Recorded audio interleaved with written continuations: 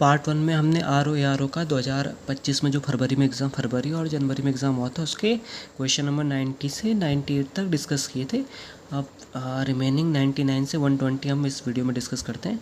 सो 99 question क्या है मेरे पास, इफ़ भाग का अर्थ डिवाइड का अर्थ प्लस है, माइनस का अर्थ डिवाइड है, एंड मल्टीप्लाई का अर्थ माइनस है, एंड प्लस का अर्थ मल्टीप्लाई। तो जो एक्सप्रेशन इसका वैल्यू कितनी आएगी, तो हम रिप्लेस कर दें अकॉर्डिंग टू क्वेश्चन।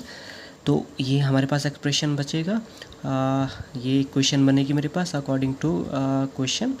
और इसमें हमें क्या अप्लाई करना है, इसमें हम बोर्डमास रूल अप्लाई करेंगे। मतलब पहले हम ब्रैकेट हटाएंगे, फिर हम of, then division, multiplication, addition and subtraction. तो सबसे पहले हम मल्टीप्लाई ब्रैकेट हटाते हैं, तो 43 माइनस 19 24, 18 माइनस 12 6 आएगा। सिमिलर वे यहाँ पे आप बोर्डमास रूल अप्लाई करेंगे, तो पहले मल्टीप्लिकेशन आएगा, देन हम एडिशन वगैरह करेंगे, तो ये आएगा 14 into 8 112 minus 18 into 19 342 and plus 210। तो इसको आप सिंप्लीफाई करोगे, अंश न्यूमरेटर में मेरे पास 4 आएगा, एंड डिनोमिनेटर हर में मेरे पास इसको एडिशन 112 प्लस 210 माइनस 342, तो ये आएगा मेरे पास 4/-20 विच इज़ -1/5, जो कि हमारा ऑप्शन डी सही है। क्वेश्चन नंबर 100 क्या है मेरे पास, फर्स्ट सेकंड 3 इमेज दिए, हमें बताना कि फोर्थ में क्या पैटर्न आएगा। ठीक है, तो अगर आप इसको ऑब्जर्व करेंगे तो ये है ट्राइंगल है, फिर मल्टीप्लिकेशन, फिर इक्वल टू, फिर इसमें हमारे पास इस तरीके से ये स्वैप हो जाता है। तो इसमें देखेंगे हम इक्वल टू वाला एक एक टर्म पीछे आ रहे हैं, मतलब इक्वल टू थर्ड पे था, यहाँ पे सेकंड पे आ गया, फर्स्ट पे वापस से थर्ड पे आ जाएगा। तो अगर ऑप्शन देखेंगे इसमें तो ए भी हट जाएगा, बी भी हट जाएगा, फिर आप ऐसे मल्टीप्लाई पे एक टर्म पीछे आ रहा है, यहाँ पे ये सेकंड पे आ जाएगा। तो इसके हिसाब से ऑप्शन से आपका सही हो जाएगा। नेक्स्ट क्वेश्चन क्या है मेरे पास, एक श्रृंखला दी हुई है, तो आपको बताना है कि इसमें जो ये वाली टर्म एक्स क्या होगी। तो 9 10 22 69 एक्स 14 05 84 36। तो इसमें जो क्या पैटर्न फॉलो हो रहा है, जो फर्स्ट टर्म है और सेकंड टर्म में क्या है, 9 का 1 टाइम प्लस 1 करके हमें ये मिलेगा, 10 का 2 टाइम्स इन 2 टाइम्स प्लस 2 करके ये मिलेगा, इसका 3 टाइम्स प्लस 3 करके हमें ये मिलेगा। जो एक्स आएगा वो 69 का 4 टाइम्स प्लस 4 करके हमें आएगा। तो ये इसकी वैल्यू कितनी आएगी, 69 इंटू 4 प्लस 4, ये आ जाएगा 280। अगर x की वैल्यू 280 है तो फिर आगे भी सेम पैटर्न फॉलो होना चाहिए। तो 280 का 5 गुना करके फिर 5 ऐड करके ये आना चाहिए, जो कि आ रहा है। फिर इसका 6 गुना करके 6 ऐड करके ये आना चाहिए, आ रहा है। So answer will be 2280। Next question क्या है मेरे पास, 102, एक पैटर्न, एक श्रृंखला दी हुई है, तो इसमें बताना कि कौन सा गलत नंबर। तो आप इसमें फॉलो ये देखेंगे नंबर 10 26 74 218 654 1946 5834। तो सिंपली 10 और 26 में क्या रिलेशन है ये हमें चेक करना है। ठीक है, तो आप इसमें क्या पैटर्न फॉलो हो रहा है, 10 का 3 गुना करना है, उसमें से -4 ये आ रहा है। 26 का 3 गुना करेंगे, -4 करोगे ये मिलेगा। 74 का 4 गुना करोगे, -4 करोगे ये करोगे। सेम पैटर्न इसमें करो, 218 का 4 गुना करके -4 करोगे तो 650 आना चाहिए, जबकि यहाँ पे 654 है। ठीक है, तो 654 इसका आंसर हो जाएगा। नेक्स्ट क्वेश्चन क्या है मेरे पास, नेक्स्ट क्वेश्चन है 103 कि निम्न अक्षरों में से किसका जल प्रतिबिंब वाटर इमेज नहीं चेंज होगा। ठीक है, सो बेसिकली 4 है, A C U and V. So basically यहाँ पे 2 कॉन्सेप्ट है मेरे पास, water image and mirror image. Water image में क्या होता है कि ऊपर से नीचे स्वैप हो जाता है, जबकि जैसे आप देखेंगे बी को ऊपर से नीचे स्वैप होगा, सी को इस टाइप से, एफ को इस टाइप से स्वैप हो जाएगा। जबकि मिरर इमेज में क्या हो जाता है, राइट से लेफ्ट स्वैप हो जाता है। जैसे बी का इस टाइप से हो जाएगा, सी का इस टाइप से हो जाएगा, एफ का इस टाइप से स्वैप हो जाएगा। मतलब इसको ऐसे समझिए कि ईस्ट से वेस्ट या और वेस्ट से ईस्ट स्वैप हो जाता है मिरर इमेज में। वाटर में क्या हो जाता है, ऊपर अप टू डाउन या डाउन टू अप या नॉर्थ टू साउथ और साउथ टू नॉर्थ स्वैप हो जाता है। सो अकॉर्डिंग टू ऑप्शन भी हमारा सही हो जाएगा।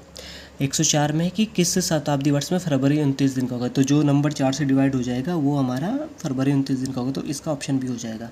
नेक्स्ट क्वेश्चन है हमारे पास 105 5 पुरुष 6 महिलाएं और 8 बच्चों के एक समूह में से एक पुरुष एक महिला और एक बच्चे को कितने तरीक़ों से चुना जा सकता है। तो इसमें एक्चुअली कॉम्बिनेशन परमुटेशन का फार्मूला लगेगा एनसीआर, ठीक है। एनसीआर कैसे, इसका ये फार्मूला होता है n upon r factorial into n-r का फैक्टोरियल।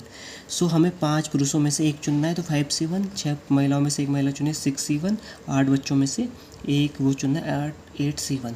तो बिकॉज हमें 111 चुनना है तो आप इसको डायरेक्ट 5 × 6 × 8 करके ये आंसर आ जाएगा। अगर इसमें 2 पुरुष 2 महिला 2 बच्चे चुनने होते तो ये 5c2, 6c2, 8c2 आ जाएगा, ठीक है। तो इसमें अकॉर्डिंग टू ये जैसे 5c1 निकालना है तो n की वैल्यू 5, r की वैल्यू 1, तो इस हिसाब से हमारा ये कैलकुलेशन हो जाएगा। क्वेश्चन नंबर 106 है कि कुछ डेटा दिया हुआ है हमारे पास कि 6 फाइल ABCDEF रखी हुई है। तो इसमें से कुछ नीले कवर में, कुछ लाल कवर में, कुछ नई फाइल है, कुछ पुरानी फाइल है, कुछ कानूनी रिपोर्ट है, कुछ चिकित्सा रिपोर्ट है। फिर हमें क्या बताना है कि लाल कवर प्लस नई फाइल प्लस कानूनी रिपोर्ट कौन सी। तो मैंने अकॉर्डिंग टू क्वेश्चन कानून वाली मेरे पास ACD है, चिकित्सा वाली BE है, नीला कवर BCE है, लाल कवर AD है, न्यू DE है, ओल्ड ABC है। तो हमें बताना कि लाल कवर प्लस नई फाइल प्लस कानून प्लस लाल कवर प्लस न्यू। तो इसमें कॉमन क्या है मेरे पास D।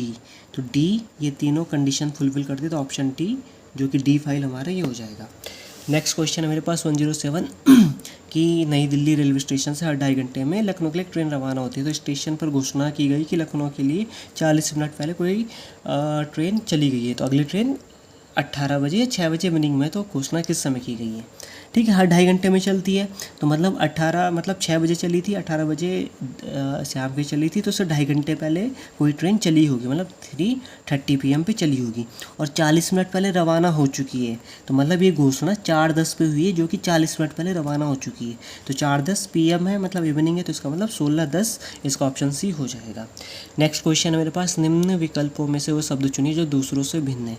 तो मुर्गा, सांप, मगरमच्छ, हंस। तो इसमें जो ऑप्शन है ये डिफरेंट हो जाएगा अनदर 3 ऑप्शन से।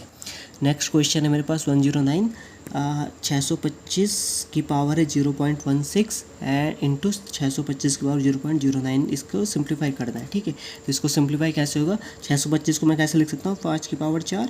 अगर आप 5 की पावर 4 कैलकुलेट करोगे तो ये 625 आएगा। और 0.16 को कैसे लिख सकता हूँ मैं 16/100।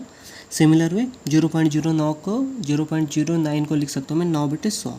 तो ये बन गया मेरे पास 5 to the power 4 to the power 16/100 into 5 की पावर 4 की पावर 9/100। तो ये हो जाएगा 5 की पावर 64/100 इंटू 5 की पावर 36/100। तो ये सेम, ये मेरे पास ये नंबर सेम है 5 एंड इसकी पावर डिफरेंट है, तो ये ऐड हो जाएंगी 5 टू द पावर 64/100 प्लस 36/100। तो ये हो जाएगा 64 प्लस 36 100/100। ये हो जाएगा 5 की power 1 which is 5। Option D इसका सही हो जाएगा। नेक्स्ट क्वेश्चन है मेरे पास किसी कक्षा में कुछ बेंचें हैं, यदि प्रत्येक बेंच पर 4 छात्र बैठते हैं तथा 3 बेंचें खाली रह जाती हैं। यदि प्रत्येक बेंच पर 3 छात्र बैठते हैं तो 3 छात्र खड़े रह जाते, तो कक्षा में छात्रों की संख्या कितनी होगी। तो इसमें मैंने जो मेथड अप्लाई किया मैंने इसमें ना बाई ऑप्शन लेके चला। तो अगर मैं सपोज अज्यूम करता हूँ कि 36 इसका सही आंसर है, तो अगर 4 छात्र बैठते हैं तो 4 छात्र बैठेंगे, 3 बेंचें खाली रह जाएंगी, ठीक है। तो ऐसे करके मैंने 36 डिस्कार्ड किया, ऐसे ही मतलब बाकी 3 ऑप्शन डिस्कार्ड हो गए। तो 48 सपोज इसका बी ऑप्शन पे आता हूँ मैं। तो सपोज इसका 48 स्टूडेंट है, तो अगर इसमें 4 छात्र बैठते हैं तो 4 छात्र बैठते हैं तो 3 बेंचें खाली रह जाती हैं, मतलब 4 छात्र बैठेंगे तो 12 + 3 15 बेंचें होनी चाहिए तभी, क्योंकि 3 बेंचें खाली रह जाती है 12 × 4 = 48। और सेकंड कंडीशन क्या कह रही है, यदि प्रत्येक बेंच पर 3 छात्र बैठते हैं, मतलब 15 बेंचें हैं, 15 और 3 बैठते हैं तो 45, तो 3 खड़े रह जाते हैं। तो जो 48 वाला ऑप्शन है ये हमारे क्वेश्चन की कंडीशन रिक्वायरमेंट फुलफिल करता है, तो इसका ऑप्शन भी हो जाएगा। सिमिलर वे अगर आप अदर ऑप्शन देखेंगे ACD तो ये डिस्कार्ड हो जाएंगे। नेक्स्ट क्वेश्चन है मेरे पास एक पुरुष दक्षिण की ओर मुँह करके खड़ा है। वह पहले 135 डिग्री घड़ी के विपरीत दिशा में एंटी क्लॉकवाइज डायरेक्शन में घूमता है, फिर 180 डिग्री घड़ी की डायरेक्शन में घूमता है। तो उसका मुँह किस दिशा में है। तो इसमें मैंने फिगर बनाया, ये मेरा डायरेक्शन हो गया पूर्व पश्चिम उत्तर दक्षिण। तो सपोज ये इनिशियल स्टेज उसका, ठीक है, 1 2 3 करके मैंने इसको initial stage, second stage, third stage से दिखाया गया है।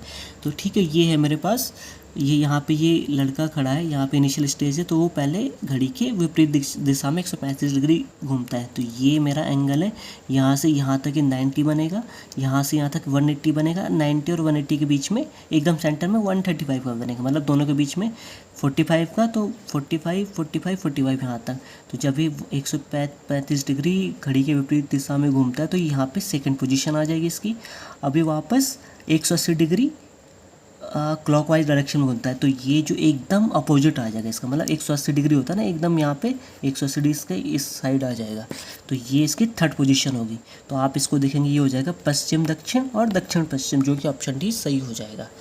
सेकेंड 112 में क्या है कि मिस्टेक को हम ऐसे लिखते हैं, नेक्ड को ऐसे लिखते हैं, तो डिस्टेंट का कोड क्या होगा। तो आप सिंपली देखेंगे, सिंपल है, m को हम 9, i को 7 करके तो ऐसे मिलाएंगे, तो यहाँ पे DIST ANT सारे जो अल्फ़ाबेट है इन्हीं में से लिए गए हैं। तो आप सिंपली देखेंगे D का 3 है, क्योंकि इसका D का 3 है, I का यहाँ पे सेकेंड वाले में 7 है, तो आप 3 7 करेंगे तो हमारा ऑप्शन है सही हो जाएगा। सिमिलर है 113 क्वेश्चन सेम है। ब्रेन को हम ऐसे लिखते हैं, TIER को हम ऐसे लिखते हैं, तो RENT को कैसे लिखेंगे। तो आपको देखें R को हम परसेंटेज, E को प्लस आ जाएगा यहाँ से, N का मल्टीप्लाई आ जाएगा, T का डॉलर वाला S साइन आ जाएगा, तो ऑप्शन सी सही हो जाएगा। ठीक है, 114 क्वेश्चन क्या है मेरे पास, 114 में बताया गया है कि 3 कथन है, फिर एक कंक्लूजन दिया गया है मेरे पास। तो हमें बताना है कि उस कंक्लूजन पे कौन से कथन लिखे जा रहे हैं। तो मूल्य वृद्धि प्राकृतिक प्रक्रिया है, यदि उत्पादन बढ़ता है तो कीमतें गिरती हैं, और थर्ड है उच्च कीमतें गरीबों को प्रभावित करता है। तो कंक्लूजन क्या है, निष्कर्ष से उत्पादन बढ़ने पर गरीबों को राहत मिलती है। तो इस पे कौन कौन से कथन लेके जा रहे हैं, तो अगर आप ऑब्जर्व करोगे 1 और 2 पे डिस्कस करें तो मूल्य वृद्धि प्राकृतिक प्रक्रिया, इसमें गरीब का कोई लेना देना नहीं है। ऐसे ही आप 2 और 3 अगर देखेंगे, उत्पादन बढ़ता है तो कीमतें गिरेंगी कि तो गरीबों को राहत मिलेगी, तो ऑप्शन से इसका सही हो जाएगा। सिमिलर वे 115वां क्वेश्चन है कि हमें नंबर ऑफ त्रिभुज बताना है कि कितने त्रिभुज होंगे। तो मैंने इसमें क्या किया, सपोज ये वाला A B C D E F and ये O है। तो आप मैंने ये क्या पॉसिबल त्रिभुज ट्राइंगल है मेरे पास, ABE ABO ABF ABC, तो सिंगल वाले मैंने ये बनाए हैं, फिर ABO फिर ABAEF, ठीक है। ऐसे करके जितने भी पॉसिबल ट्राइंगल है ये मैंने सारे यहाँ पे लिख लिए, इनको आप काउंट करेंगे तो ये 24 हो जाएगा, जो कि ऑप्शन ए सही है। नेक्स्ट है मेरे पास, यदि 4 कथन दिए गए, A B की माँ है, C A का पुत्र है, D E का भाई है, E B की पुत्री है, तो हमें D की दादी कौन है वो बताना है। तो अगर आप यहाँ पे देखेंगे, फर्स्ट A B की माँ है, तो A क्या है, B की माँ है, और जो C है वो A का पुत्र है, C जो है A का पुत्र है, और D क्या है, E का भाई है, ठीक है। तो D E का भाई, इसको आप थर्ड को बाद में लेके चलना, फोर्थ को देखो E क्या है, B की पुत्री है, तो E क्या है, B की पुत्री है, फिर यहाँ पे थर्ड वाला देखना D E का भाई है। तो ये मेरे पास एक रिलेशन बन गया। तो हमें बताना है कि D की दादी कौन है। तो ये first second third, first generation second third generation, तो ये मम्मी पापा हो जाएंगे इनके। अगर मतलब एग्जैक्टली नहीं जा रहा मैं कि कौन क्या होगा, क्योंकि हमें अपना देखना है कि दादी कौन होगी। तो सबसे ऊपर क्या A, तो D की दादी क्या होगी, A हो जाएगी। सिमिलर वे सेम क्वेश्चन है, ब्लड रिलेशन पे 117वां क्वेश्चन है मेरे पास। A एवं B भाई हैं, C एवं D बहन है, A का पुत्र D का भाई है, तो B C से कैसे संबंधित है। तो इसका डायग्राम कैसे बना है मेरे पास, A एवं B भाई है और A का पुत्र D का भाई है। तो A का पुत्र सपोज मैंने X मान लिया, और ये क्या है, D का भाई है, ठीक है। और C और D बहन है, तो C एवं एंड D सिस्टर है मेरे पास। तो हमें बताना है कि B एवं C कैसे रिलेटेड है। तो आप देखेंगे A के पुत्र हैं ये,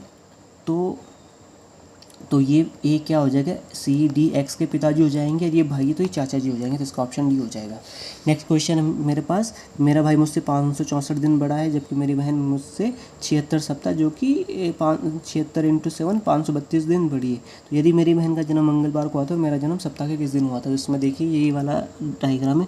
फॉर एग्जाम्पल मेरा दिन इस X डे को मेरा जन्मदिन, मेरा बर्थ हुआ था, तो मेरा भाई मुझसे 564 दिन बड़ा है। तो 564 दिन पहले मेरा भाई बड़ा है, तो मेरे भाई से 76 सप्ताह बड़ी मेरी सिस्टर है। 76 सप्ताह मतलब 532 दिन पहले मेरी बहन का जन्म हुआ था। तो मेरी बहन मंगलवार को हुई थी, ठीक है, बहन मंगलवार को हुई थी, और बहन के 532 दिन बाद भाई का जन्म हुआ, तो 532 7 से पूरी तरह से डिवाइड है, तो मतलब भाई भी मंगलवार को हुआ था और भाई के 564 दिन बाद मेरा जन्म हुआ था। तो 564 को अगर आप 7 से डिवाइड करेंगे तो 80 टाइम प्रॉपरली डिवाइड हो जाएगा, प्लस 4 रिमेनिंग बचेगा।